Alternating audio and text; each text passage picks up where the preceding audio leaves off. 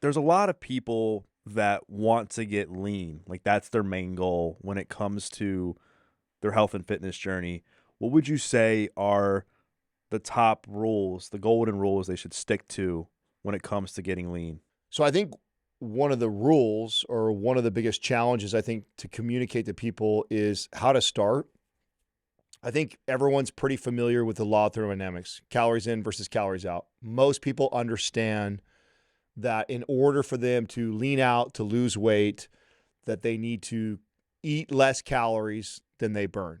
That's a pretty known fact. Now the problem with that is that most people have yo-yo dieted their whole life or a long period of time, or have tried several crash diets to lose weight in the past, and or added all these group classes or running marathons or cardio bunnies, we used to call them in the gym, in order to create this deficit. And what happens over time is the body adapts to that. It adapts to how low of calories you're eating. It adapts to all the activity you're doing.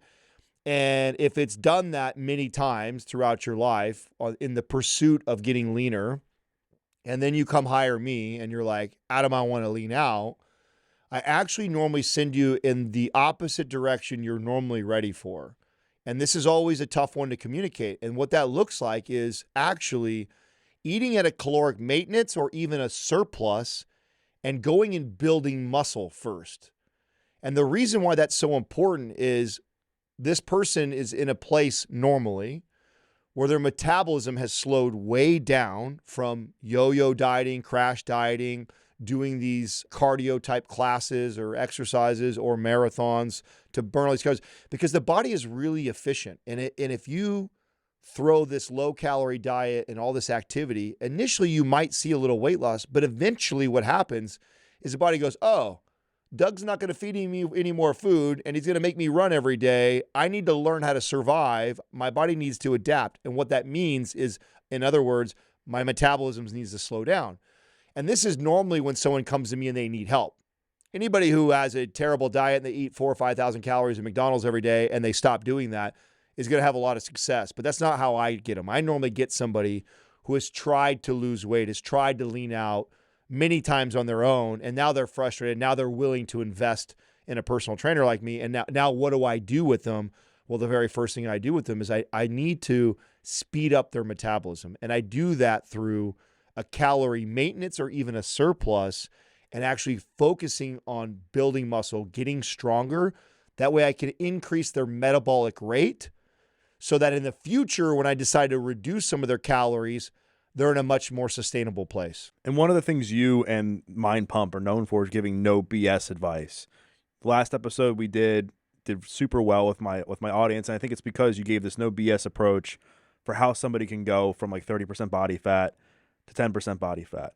And I think when people talk about getting lean, at least in my experience, it's like, okay, I want to build muscle and lose fat. Or I want to, if I'm a big person, I have a lot of muscle, I want to just lose pure body fat. Like, how can somebody build as much muscle mass as possible while trying to lose body fat at the same time without sacrificing muscle mass? Well, here's what's cool. There's two ways to reduce your body fat percentage. So if you come to me and you're at, say, 25% and you want to get leaner, one way is to just go try and lose fat. Another way is to build muscle.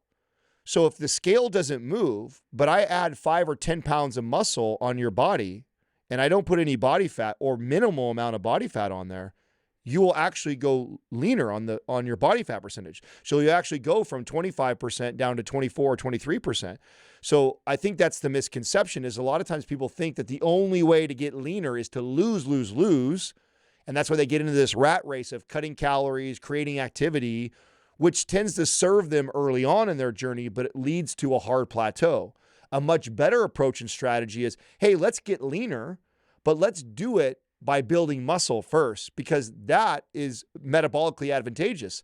You building muscle is going to speed your metabolism up. It's going to mean that your body needs more calories for your current frame. So you can actually focus on building muscle and actually get leaner at the same time. So what that will look like to a person is a change of body composition. They will look leaner. They will feel leaner. Their body fat percentage will go down, but the scale might stay the same or even go up.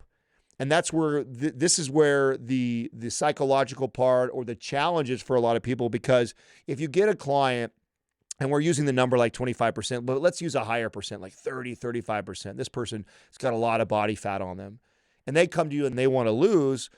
You telling that person that the scale could go up or maintain does not sound good to that person. They're like, I need 30 pounds or more off of me. I want a lower body fat percentage. So as a trainer, you had to learn how to communicate to them that, listen, I'm going to get you leaner. Just the approach that you've been taught or that you've heard is a good strategy, which is cutting your calories and running, is not a good strategy and will lead to a hard plateau and inevitably you giving up and not being able to sustain that.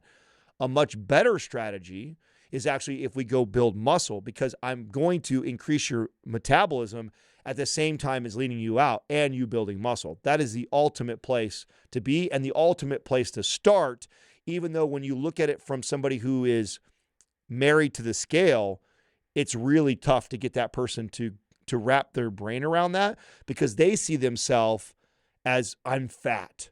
I need to lose weight. They look at the scale and they go, I'm 30 pounds, 50 pounds higher than my college weight or whatever. They have this arbitrary number in their head that they want to be, and they're paying me to get them down to that number. And then here I am saying, I want you to add calories, or I don't really care about the scale. That's tough. And it's tough for people to wrap. And for sure, what will happen on this video is we'll get comments. Be freaking out. What? The guy wants to tell people to lose weight, but he's telling them to eat maintenance calories or a surplus? That's terrible. Like, no, that's the way to do it. There's so many other benefits, like mental benefits that come with building muscle too, like outside of just the fat loss component. So many longevity benefits of building muscle too.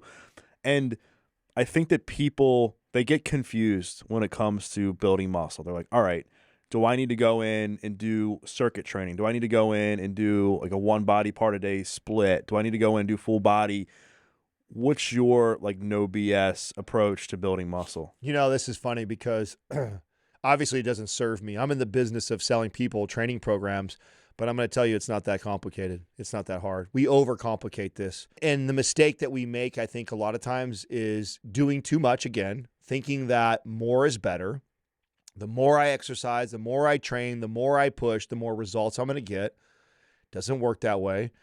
First of all, you have to understand when it comes to building muscle, the lifting weights, all you're doing there is you're breaking down, you're sending a signal to the body that it's got a stress. It's going, oh my God, what are these things that we're lifting up and down?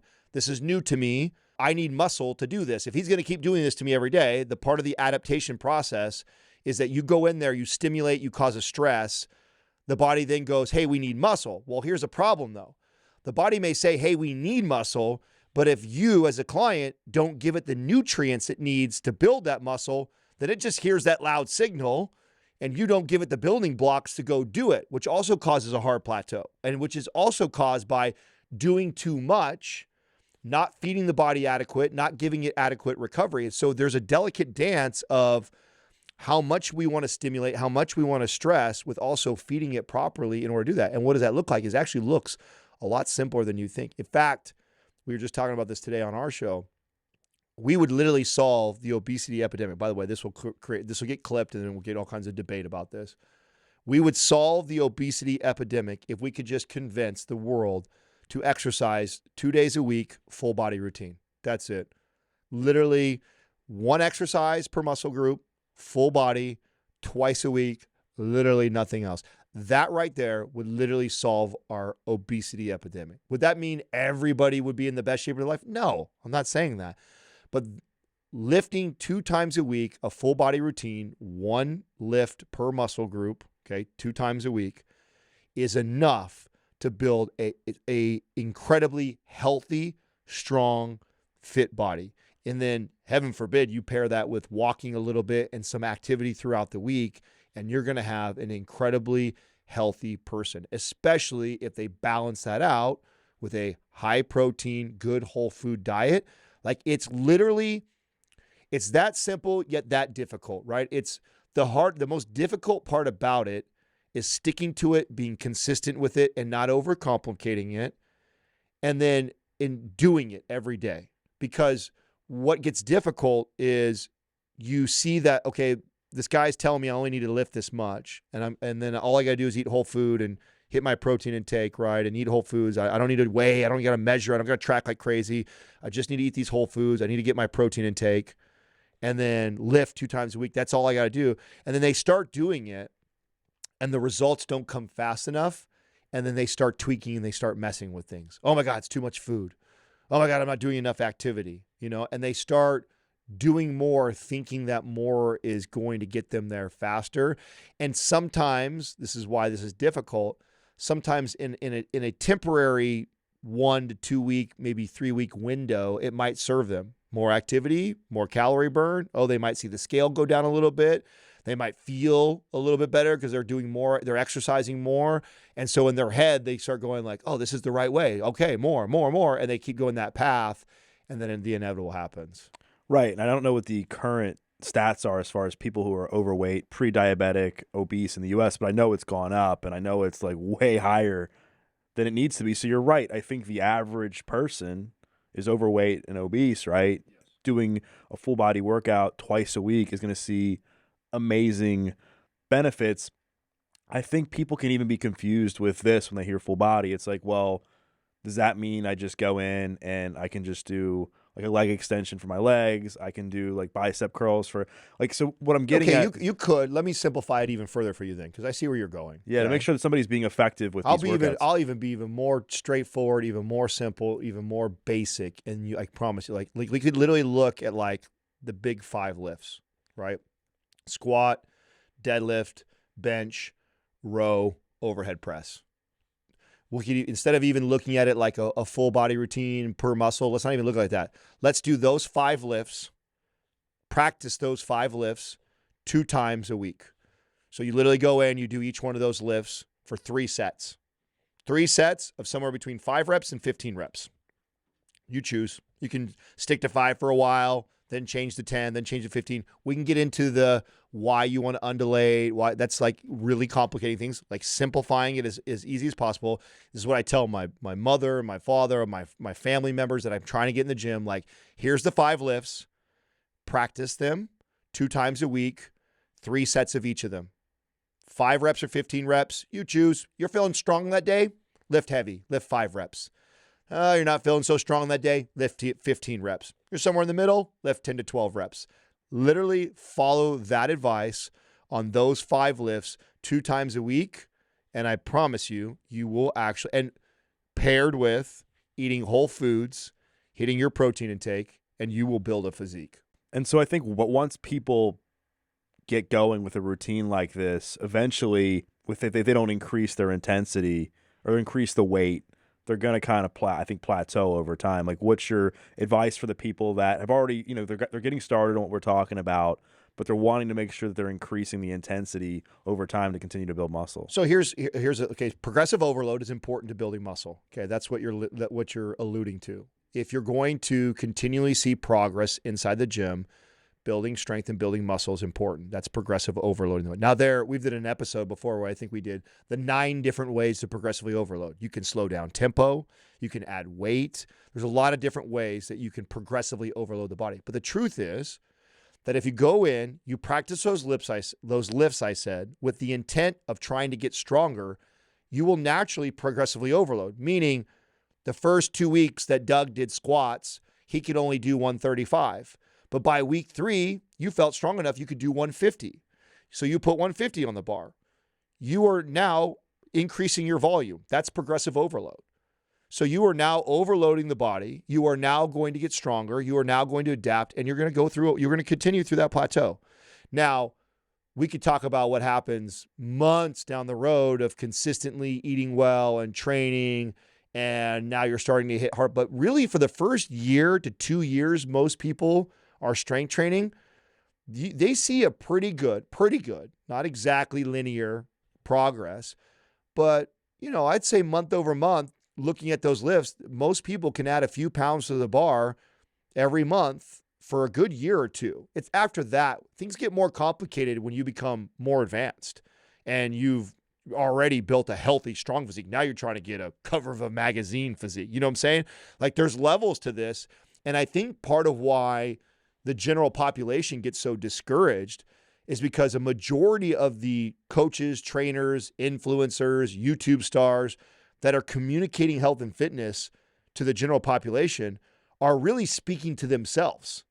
Like the advice they need and where they're at in their fitness journey, they're like super advanced. They've been lifting for 5 or 10 years and they want to get in all the nuances of the latest study and the sciences of all the different ways to progressively overload and debate which way is better to undulate your training. Like, dude, for the person who is trying to get healthy and fit and has never trained consistently for 1 year, you give them those 5 lifts and you tell them to practice it and you tell them, hey, try and get stronger, try and add a little bit of weight. Not a lot, not crazy.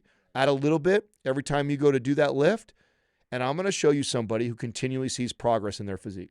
You know, people have a hard time delaying gratification. And I think with what we're talking about, it's incredibly challenging. And one of the things that people go to is supplements. And you and I, we both of our podcasts are sponsored by companies that make supplements. However, I know we both have this approach where it's like, taking a supplement isn't going to fix your diet. Taking a supplement isn't going to, make you build muscle without doing the work. So my question is, what should people make sure they're doing from a health and fitness perspective before they start taking supplements? Okay, I have a spiel or a mantra around like approaching. How do you approach supplements? Because I agree, like we talk about supplementation, but we always preach like whole natural foods first, right? So when it comes to supplementation and what should people or shouldn't people do, first and foremost, and by the way, this has changed or evolved for me over the course of my 20 plus years of helping people. Early on, as a young kid and a young trainer, I was fascinated by the latest science and the latest performance supplement or whatever fat burner came out. Like I was into all that stuff, totally misguided. Now, when I look at a client and they ask me, what supplement should I take? First and foremost, I want them to actually go get their blood panels, go get their blood work and go see if they have anything that is way off or they're missing. Now, here's some common ones. Vitamin D, magnesium, iron. Like these are like the most common things that people are deficient in. And before vitamin B, that's probably top 4. Top 4 are probably vitamin B, vitamin D, iron, and magnesium. Those 4. These are all essential micronutrients. If you are deficient in one of the things that your body needs, like one of those 4, which by the way, are all very super cheap supplements to buy, you are far better off supplementing for that than trying the latest peptide or performance supplement or whatever. So that's where I say go first. And why do I say that? Because those 4 are essential, which means they're necessary for you to have a healthy operating body. If you're lacking in vitamin D or iron, a whole host of problems health-wise can be going on with you. And if you think you're going to get your body to burn body fat the way you want it to or build muscle the way you want it to when it's not running efficiently, it's the same thought process if you go to take your car into a mechanic and he's like, the timing belt is off, you have no oil in it, and you're like, well, I was thinking about putting rims on it. What do you think? Will that help? Or a spoiler? Will that help me be fat? It's like, fix what's going on, what's wrong with the engine before you even think about any of these other accessories you want to get to it. Supplementation is like that. Before you go waste your money on any supplement, even the best out there like creatine, which is one of the most proven and best supplements out there, it's still only going to give you 5%. But it's definitely not going to help you even 5% if your body is lacking in essential nutrients. So go solve your nutrient deficiencies first if you're going to supplement. Then the next priority after your nutrient deficiencies would be protein intake. Because the average person, almost every client I ever trained, didn't hit their protein intake. They were lacking in protein. And that's essential to how this conversation started. If you're going to go build muscle, build your metabolism, you got to give it the building blocks. That's protein. An easy generic number, which will also cause all kinds of issues on this YouTube, is 1-to-1. 1 gram of protein for whatever pound of weight you want to weigh. You want to be a 160-pound dude that's jacked, 160 grams of protein. That's what you target.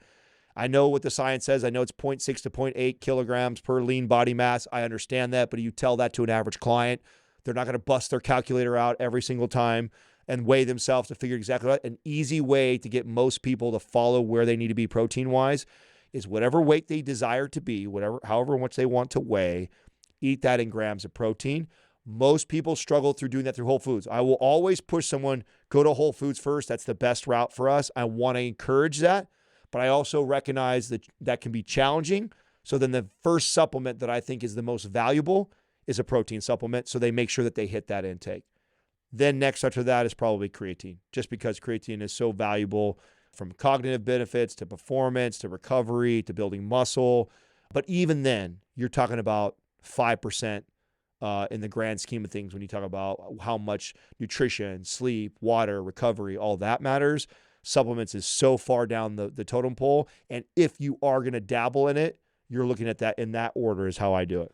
You know, I had Kelly and Juliet Starrett on the podcast. I don't know if it was earlier this year or last year, but Kelly was saying we've done a really good job at getting people who are enthusiastic about health and wellness like healthier, but a really bad job at getting the general population healthier because of the confusion that I think exists online, and that even nutrition has become controversial, where like things like broccoli and oatmeal and stuff that's deemed to be like super unhealthy, and people are so confused. Like at the beginning of my training career, like my biggest issue with my clients was convincing them to stop eating processed food. Now the biggest thing is dispelling the myths and the confusion amongst the diet wars that exist. What is your like thoughts on this and like the no BS approach to nutrition for you? You are literally highlighting the success of the business. This is why we had the success we had. When we got together, the four of us, when we first met 10 years ago, over 10 years ago now, and we saw the podcast space, we were looking at YouTube, social media, and we saw the information that was being provided. It was this big echo chamber for fitness enthusiasts.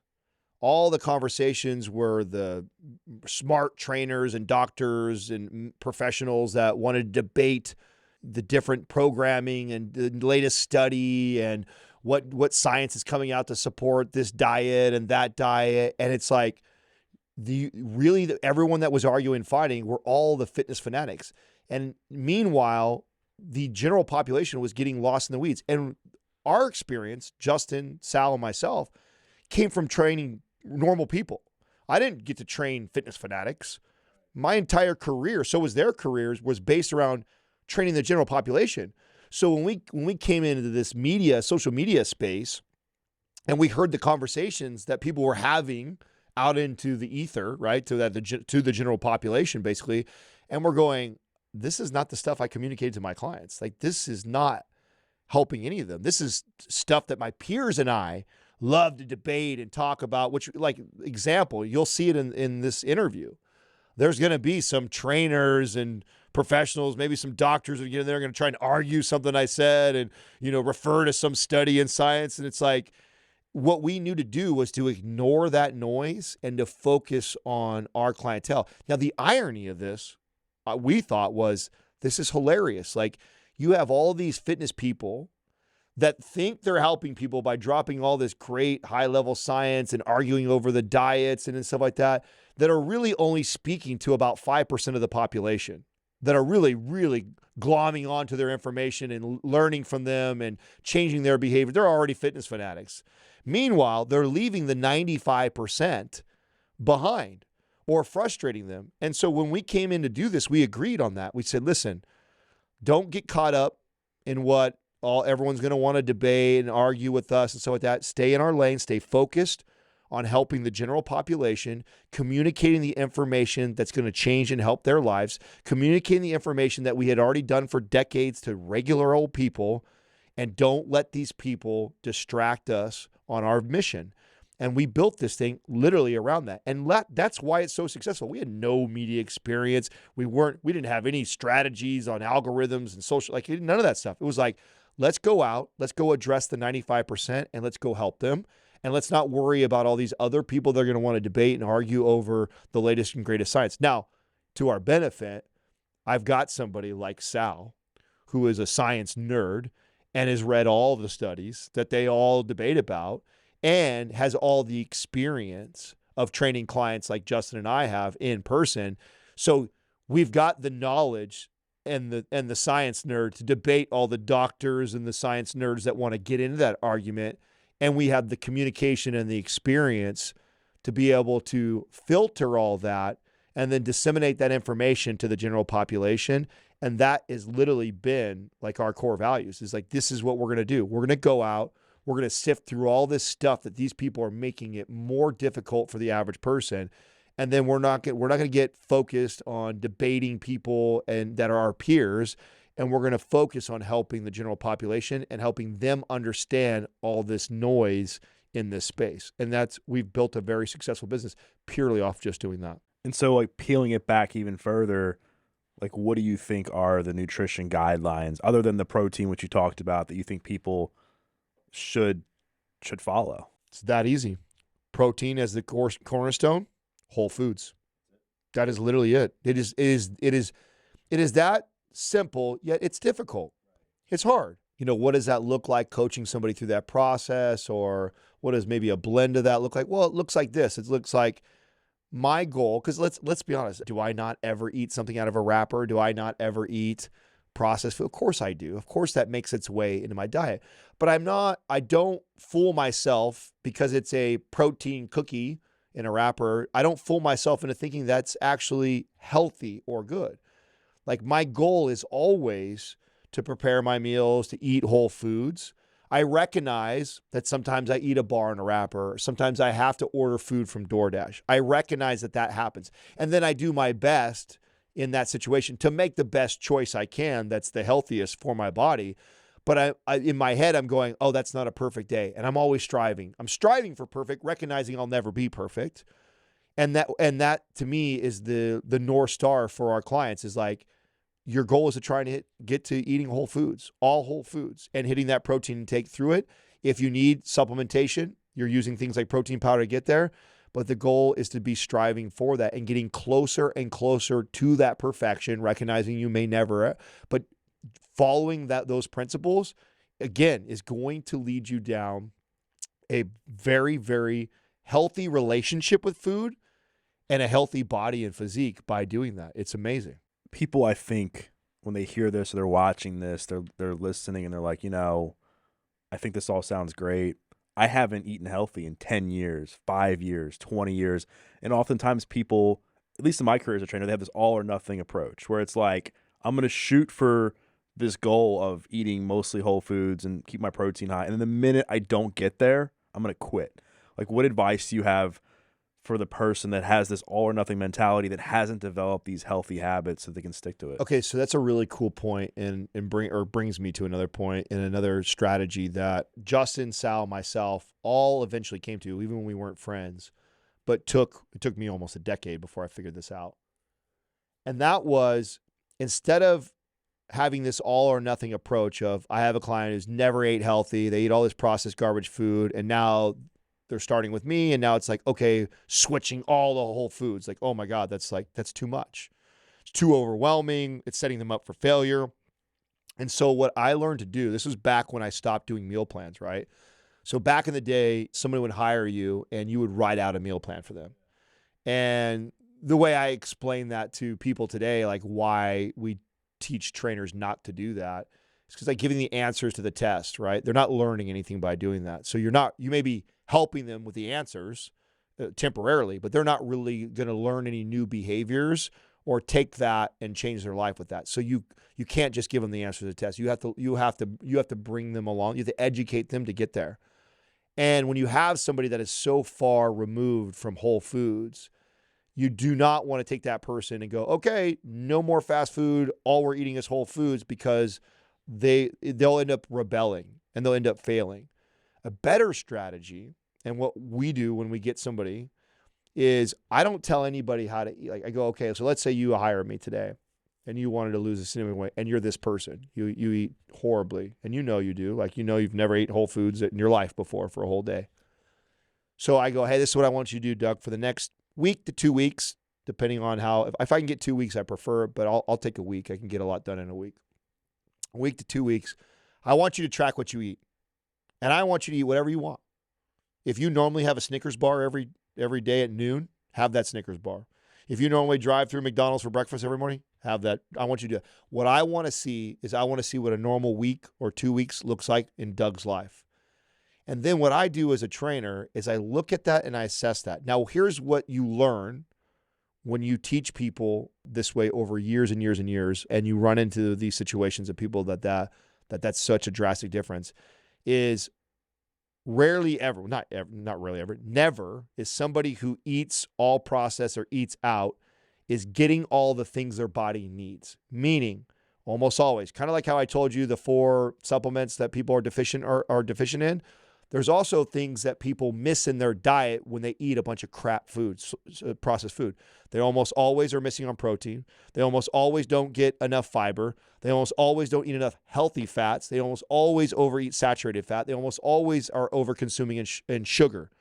So now I've got 5 levers right out the gates that I see like are big misses. And instead of telling somebody, don't eat McDonald's for breakfast anymore, I'll tell them to go get something to add to the diet. This will cause issues online here because this is not nutritional science. This is behavioral psychology.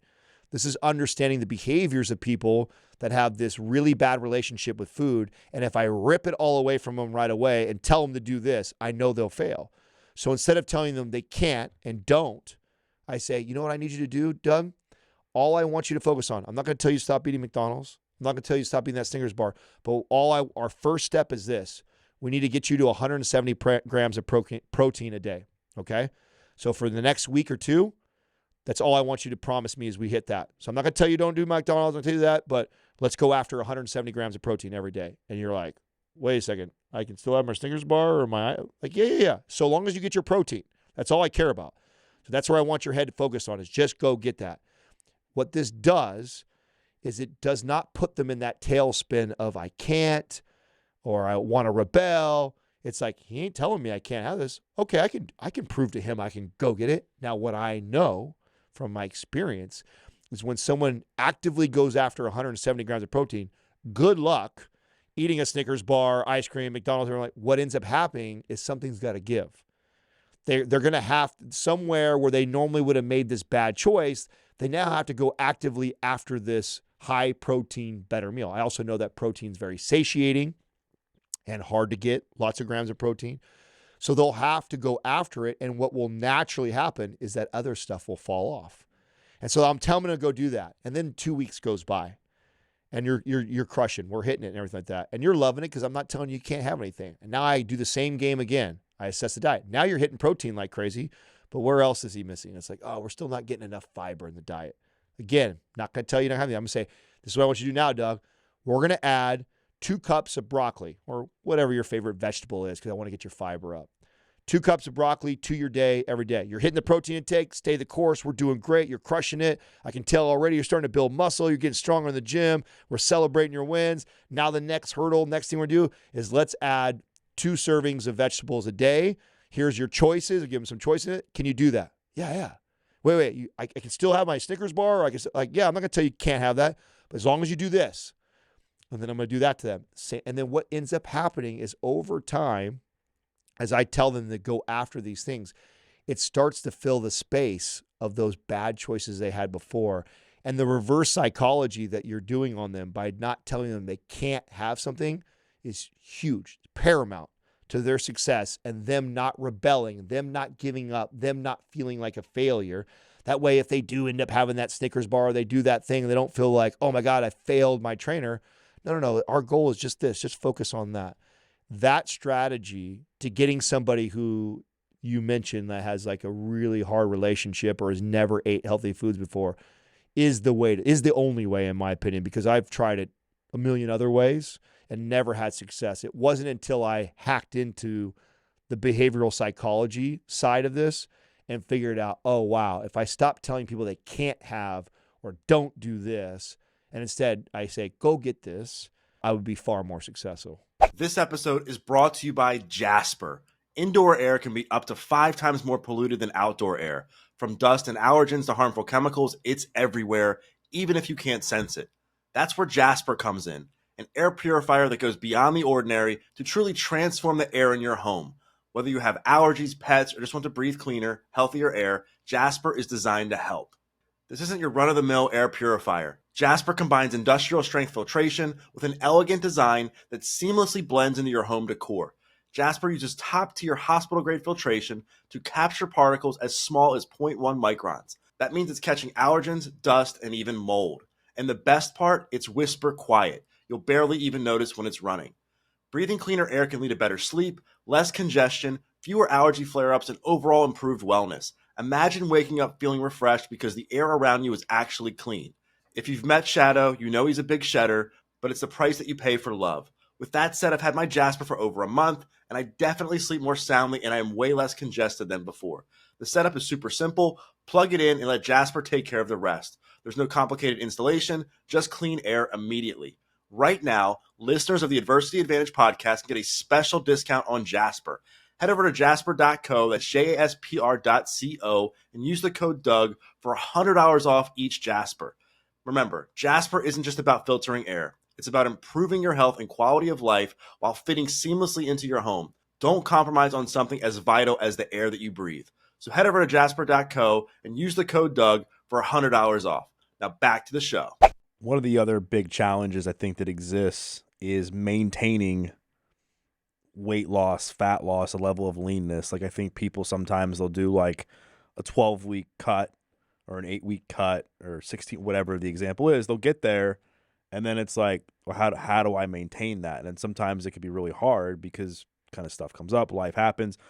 What have been some of the things that have helped some of your clients or even yourself as a pro bodybuilder like maintain a certain level of leanness without like losing your mind? That's because they did it wrong. That's why the way this conversation started with the maintenance to increasing calories to building muscle when your goal is fat loss is so paramount because of that exact reason right there. Because if you take somebody, okay, let's keep using you, Doug, as an example. So let's say you want to lose 30 pounds and I assess your diet and I see the way you're eating and you're only eating, say, 2,500 calories. I mean, we could pull you all the way down to 1,000 calories or 1,500 calories and you will lose weight. I mean, that's science. But what will eventually happen is you'll adapt. Now, let's pretend like you actually got to your goal. You know, let's say you went down to 1,500, you lost some weight, plateaued, then you dropped down to 1,200, lost some weight, plateaued, then you dropped to 1,000, lost some more weight. Now you hit your goal. You're at your leanness, but you're eating 1,000 calories a day. You're training 5 days a week. It's not sustainable. And so what ends up happening is you don't maintain that leanness. It goes right back on. And that was because you did it wrong, because you started this whole process. And there are some people that can discipline themselves to actually push their bodies to that extreme, to actually get to that goal. The problem is they'll never keep it because it's not a sustainable place to live. And this is why when I get you, if I were to build your metabolism up, and let's just say, using hypothetical numbers, I ramp you up to now eating 3,500 to 4,000 calories a day. And you haven't lost any weight yet, but I've got you eating 3,500 calories, but no weight's come off the scale. I have had massive success with you. Even though we're not anywhere closer to your 30 pounds off the scale yet, I've got you eating 3,500 to 4,000 calories, because what that tells me is I can now take Doug from 4,000 to 3,500 for a couple weeks, then from 3,500 to 3,000 for a couple weeks, and then 3,000 down to 2,500 for a couple weeks, and then and then this whole time you're just losing weight. And when you get to your goal, you're at a place like 2,000 to 2,500. It's a sustainable place. It's a place where you can have a little bit of balance in your diet, where every once in a while you enjoy a night out where you have a glass of wine and it doesn't throw you way over your calorie intake. But if you just start cutting and adding activity right out the gates, this is where people end up. They end up in a place where they're doing the most activity they possibly can and they're eating the least amount they possibly can, and it's just not sustainable for long term. It's not a realistic place to live. That is why you have to do it the way if you want to be successful, you have to do it the way that I'm saying. Otherwise, you end up in that place you're saying where they get lean, but they're in a place they can't sustain. Right. And every so often I'll share a post online where I share a photo of myself with lifting my shirt up and I'm incredibly shredded. Like every ab, I mean, I must have like 12 pack, just pop all my abs, my abdominal muscles, my obliques, everything's showing. But it was one of the most miserable times of my life. And I know we touched on this in our last conversation, but I think it's an important thing to kind of bring up again, is the importance of improving the relationship with yourself and how you feel about yourself internally while you're on this journey, because otherwise this getting lean, losing body fat becomes a drug. Talk about the importance of that. As a trainer, you always know when you get somebody like this. They'll say things like, I just want to lose this weight and I'll be happy. Or I'm so depressed because I'm fat. They say things where because of their weight, they're this way. Or if only they were here, they would be happy. And when you hear that as a trainer, it's at least for an experienced trainer, it's like an alarm bell goes off for you, like, oh, no. Like, and right away that you have to help this person with their relationship with themselves, because nobody gets lean and becomes happy. You become happy and then maybe you get lean, but you don't get lean and then you get happy. And I think that's what happens to a lot of people, is they think that the weight is what's causing them to be unhappy. No, there was something that made you unhappy, therefore you put on the weight. Therefore you didn't have a good relationship with exercise and food.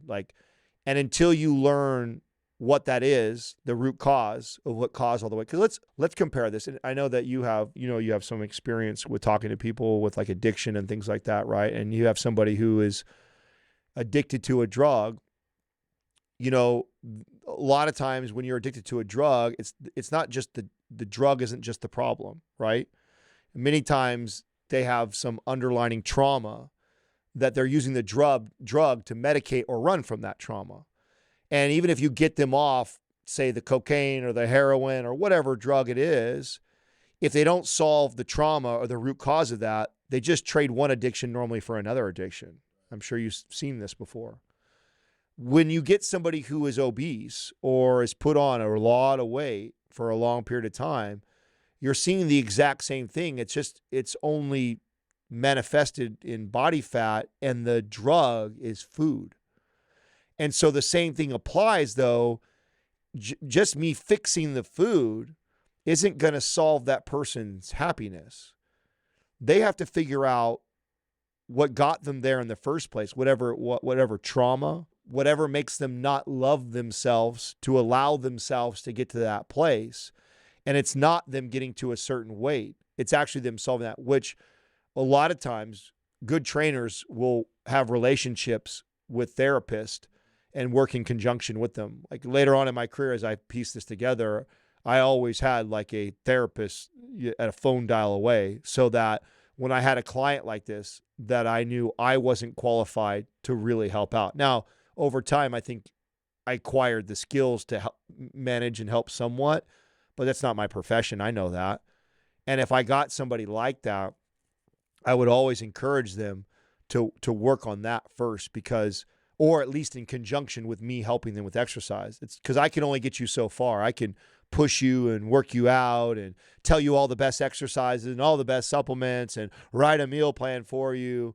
But if you don't solve why you got here in the first place, you're bound to go back there again, or just trade that addiction for another addiction. I can't stress enough how important it is if someone's watching this and they're very overweight, they know it, they're unhappy with it, and they think that getting in shape is the answer to them feeling happy or better. I'm going to save them all the time and trouble. Don't do that, because you'll end up putting all that work and effort in there, and maybe you get there, but you'll find at the end that you won't necessarily be, until you put the work in on loving yourself. And this is a famous quote that Sal always says on the show all the time, like, exercise and train yourself like you love yourself, like you would love your son or daughter. Like, if you treated yourself the same way you would treat your son or daughter, you would be far better off. And what that means sometimes too is, like, I mean, you wouldn't give your kid, anybody who's listening who has a child, you wouldn't just give your kid candy for every meal just because they wanted it. So same thing with yourself. Like, you shouldn't just, because you have urges or cravings, you don't give in to those all the time just because you want it. No different than just because your kid would love ice cream for breakfast every day, you wouldn't give it to them. Why? Because you know you're not loving them. You're not loving them by giving them that food like that. That's not healthy for them. That's not a way to loving them.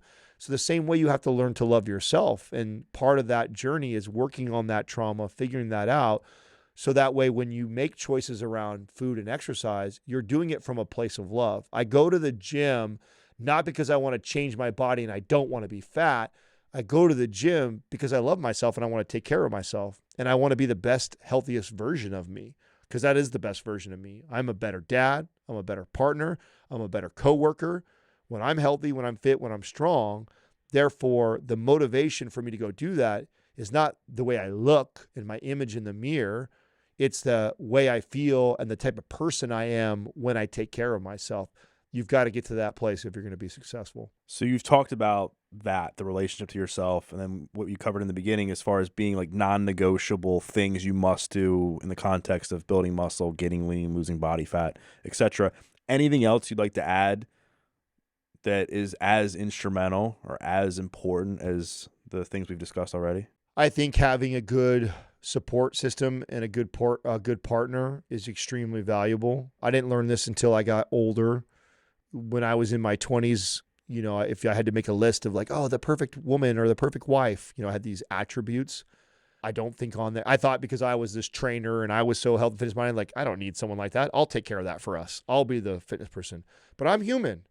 And I've dated people that they don't care about it the same way I do. And I'm easily susceptible to going down their path of bad choices and behaviors and things that aren't serving me and aren't taking care of me. And I've also trained so many couples where the partner is not health conscious, doesn't care about it, and they do. And that's really, really tough. And so for the young listeners that are listening, I would definitely consider that if I'm looking for a partner, that if you value that, if you value your health, you value taking care of your body, exercise, eating properly, then finding a partner that values it as much or more is probably a really, really important trait if you're going to be successful at it. And then seeking out those type of friendships and relationships. I give this advice a lot when I talk to other entrepreneurs that are looking for mentorship and like building their business. Like, you're the average of the 5 people you spend the most time with. And if you want to reach this certain level of success in business, you need to be hanging out with people that are doing what you want to do. And if you're hanging out with all your loser friends and you're the most successful, it's going to be really hard for you to reach that next level.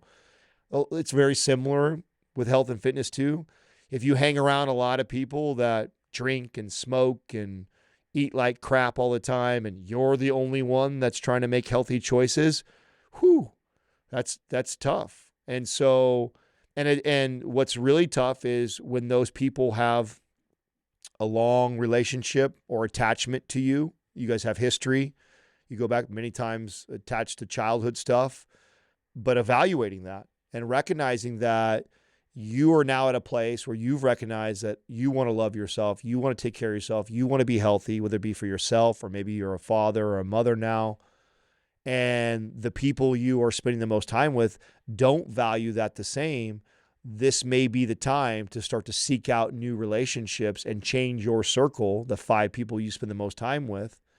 And when you do that, a lot of times I get asked, well, how do you do that? You go break up with your old friends and tell that that's such an awkward conversation. No, you don't do that. It's funny. It's the same advice I give with the nutrition.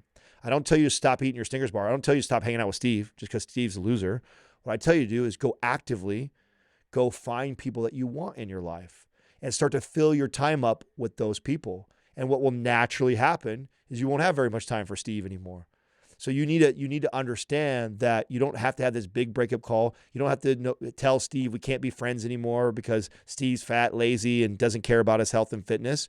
All you do is you go start surrounding yourself around people that do care about that do share the same values as you do, and making time for them. And what naturally will happen is you won't have as much time for those people that are dragging you down in that pursuit. I can't stress that enough at how valuable and important that is if you are going to not only be successful in the temporary, like getting to your goal, but also maintaining that for the rest of your life.